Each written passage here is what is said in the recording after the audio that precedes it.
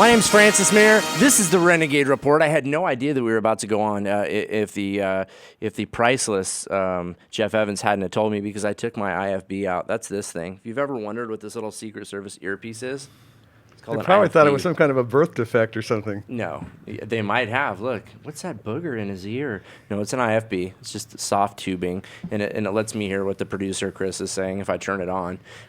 But right now, we are going to talk about the greatest junior college football team in the San Joaquin Valley. That's safe to say. We have yet to find out if they're the best team in the state, but Steve Lynch, head statistician for Renegade Football, what do you see so far in the way of promising returners? Is this a young team, or do we have some good veterans coming back? Well, I mean, it's a pretty young team. Obviously, we have some key returners at a couple of the key positions. Quarterback, Tarek Yagi is back. And then at running back, Curtis McGregor, after basically a 2-year layoff, is back at running back. He had over 931 yards in 2012, but the last 2 years he's barely played. He played a little bit last year, but very little in 2013. Set out the whole year. He played about 10 minutes last year. Right. Really? Right. And set out the whole 2013 season. But BC's very young at a lot of at the other skill positions. Their entire receiving core gone. That might have been the biggest drain from last season, right? We had Kalen Smith, who was one of the best tight ends in the nation. We had Derek Vickers, and we had Marquise Johnson. I don't know if there was a better receiving core in the state, really. Well, they were all 3 first-team all-league picks. Now, Vickers was an all-purpose first-team all-league pick, but Smith was first-team all-tight end, and Johnson was a first-team all-wide receiver. So, yeah, very talented receiving core, and they're all gone. I mean, Vickers due to injury, not because he was a sophomore, but the other 2 were sophomores last year. Right, and we'll have a chance to see Kalen Smith on television against USC, hopefully, here in the first couple weeks of the season. But young targets for Tarek Yagi. What about the defense? You know, a lot of new guys there. I'm not, we do have some players back, but I haven't gone to the scrimmages. Jeff would probably know more about what's going on that side of the ball, about who's back. But Dom Frasch is back, and right. That's a pretty big deal. They've actually got 4 returning guys in the defensive backfield, which really is going to help, and I think that these are guys that played last year, so they actually are a step ahead of maybe where they were a year ago, and they have 2 linebackers. We're all conference, one first team, one second team back. So you've got the foundation there. The defensive line is basically a little bit of a work in progress right now. That's where you're going to see some shuffling early on. I talked to Coach Chudy about that yesterday, and that is not settled at this time. But I think the other spots are, so that does give them a little. Especially everybody's so pass happy now, so that will help. But Dominic Frasch being the kind of the anchor. But you got Bryson Briggs and Banks back there. They've got some guys that have played, and that will definitely, against all these pass-happy teams they're going to be running into, that helps. But you got to be able to put some pressure on. One thing that showed in the scrimmage, they've got a lot of athleticism, a lot of speed. Not real big, but these guys go from point A to point B very quickly. And speed is something you can't coach. That's there, and so that will probably be a real asset for the defensive unit this year. Okay, and we know where the Renegades get their talent. That's from the local community. But I'm hearing something over the wire right now. It sounds like part of the executive leadership team, Jeff, wants to know where you got your shirt. Land's End. Land's End. There you go. You can order by catalog on Land's End. That's right. That's how I get these things. Men with sartorial taste everywhere. Now, listen, the giant elephant in the room, Steve Lynch, is the beating that the Renegades took at the hands of Riverside last year. That's no joke. That might be one of the worst Renegade losses of 1971. They lost 55-7, and they lost 51-3 last year. So more than 40 years. Yeah, that was the L.A. Pierce, if anybody's interested, is one who handed Bakersfield in 1971. That you got to go all the way back to 71 to have a loss that lopsided. And Steve, are these the same Riverside Tigers that we played last year? Not really. I mean, I think they're going to be good, but they lost their starting quarterback. They lost their second-string quarterback who played. Wasn't the starting quarterback last year kind of a monster? Couldn't he have been like a starting lineman in the NFL? Like, the guy weighed like 280 pounds, right? It was 6'7" or something. Nicholas King, he threw for 1,829 yards and had a 14-2 touchdown to interception ratio. Oh, wow. They lost their 1,000-yard rusher. They do have their second best running back last year. They lost their leading receiver. They do have their leading tackler back, a guy that had over 101 tackles back. But it is a vastly different team than they were a year ago.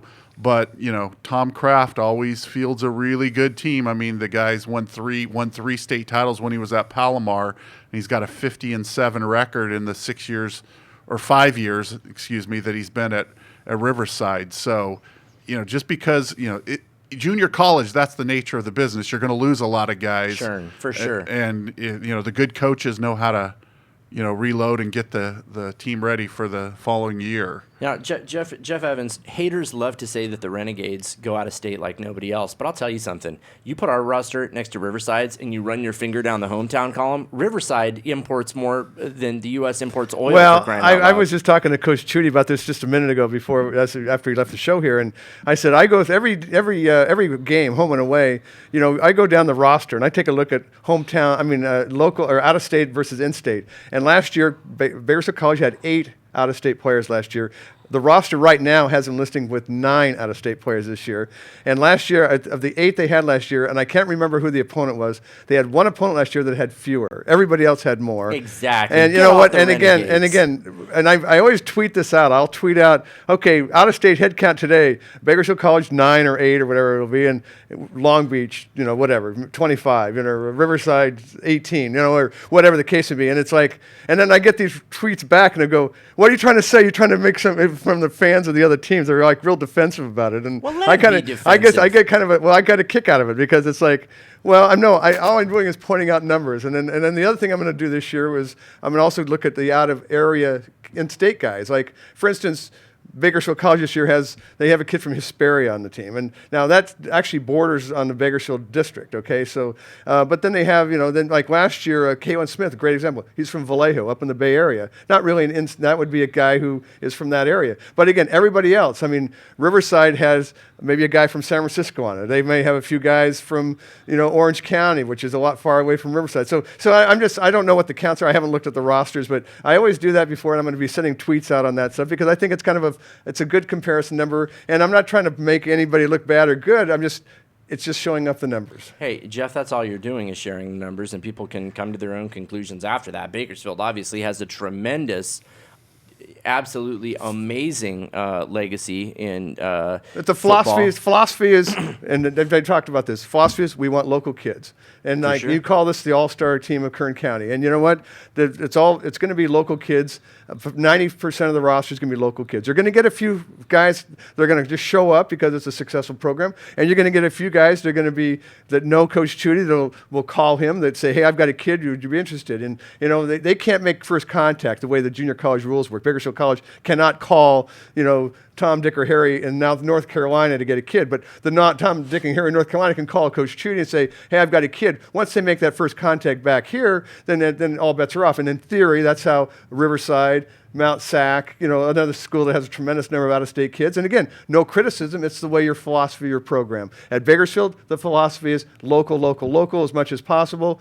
The other schools will kind of take whatever we can get. And if we get a real ace players out of these other areas, they're going to do that. And there's no rule against it. That's just the way it is. Right. Now, Jeff, we are running short on time right now, but I know that you do an excellent job covering Bakersfield College athletics. And what do you have coming down the pipe in the Bakersfield Californian? Well, we got a story on Curtis McGregor running Saturday, a little bit of a notebook on the football program running Saturday, heading into the first game. We'll do a little review of what Coach Chudy said today in tomorrow's paper, along with the show here. And that's kind of the nutshell. Curtis McGregor has really a lot of interesting stuff about him, and the broken arm last year, coming back from that, coming from a very rugged area in Houston, upbringing that way, and has been just nothing but he's 22 years old. He's the last holdover from the 2012 state championship team, and because of injury and all the other things, he's been able to get the year back with the injury red shirt. So that's the short term. Steve, you're a numbers man. Over under on Curtis McGregor's total yards on Saturday on the ground. I'd say an even 100. I mean, I think that'd be a good number to shoot for. It'll be interesting to see how much he shares the ball. I mean, with Isaiah Sharp, how many carries he gets. But I think that'd be a good number for opening game against a tough opponent. Now, given the youth at the Renegades, at the receiving position, do you see them being able to throw the ball effectively against Riverside? You know, that's yet to be determined. I mean, that's A lot of one- question marks. Right. I mean, I think there are some kids on the roster that definitely can catch the ball, and so they should be an experienced quarterback. But that's opening games. You shake out a lot of things and find out a lot about your team. Absolutely, and I'm going to put you in the Zach Ewing Memorial hot seat, Jeff Evans. Give me your score prediction for Saturday. Oh, man. I was thinking the other day, maybe 24-21, 30-24, something along that vein. And he's not going to give us a winner. Yeah, that was a weak. Was totally weak sauce. Okay, we're going to send you out with a video of the BC wrestling team, and we'll see you next week after much is revealed against Riverside on Saturday for the entire Renegade Report team. I'm Francis Mayer. Check out this video about BC wrestling. That was a rare thing that happened. We're always looking to be positive and those kind of things. But yeah, that's a rare feat. Tori Casper's been doing great. He redshirted last year for us. Kid is just stud. I had a son, did the right thing, went to work, moved in with the girl, did a lot of good things. Ended up hating myself for not finishing out wrestling.